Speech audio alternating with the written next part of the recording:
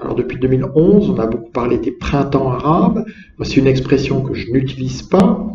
Je parle soit de soulèvement démocratique, soit de vagues révolutionnaires.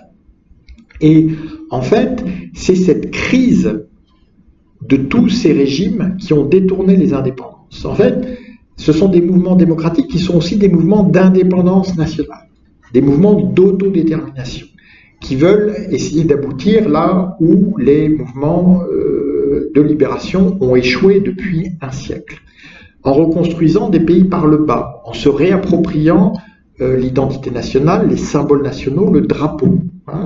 Donc, on l'a vu en Égypte en 2011, chute de Moubarak, mais coup d'État par une junte militaire, élection d'un président islamiste, de nouveaux soulèvements populaires, de nouveaux coups d'État, mais là, les militaires n'ont plus quitté le pouvoir et ont installé une dictature encore pire que toutes celles qui les avaient précédées, avec l'ex-maréchal Sissi. En Syrie,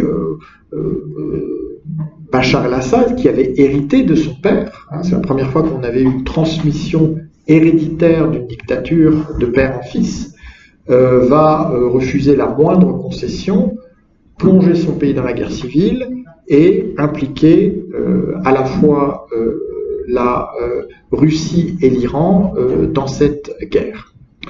Le Yémen, la Libye, je ne vais pas vous faire la litanie de l'actualité, on pourrait en parler, mais on voit bien que de toute façon, chaque fois qu'on croit être arrivé à une solution de stabilisation, en fait, elle s'avère en trompe-l'œil et elle engloutit des ressources encore plus importantes, ressources pétrolières, mais aussi ressources stratégiques, ressources symboliques, ressources militaires, parce que, en fait, aucun de ces régimes n'a la légitimité populaire.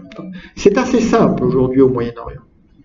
Soit la souveraineté vient du peuple, soit elle vient d'ailleurs.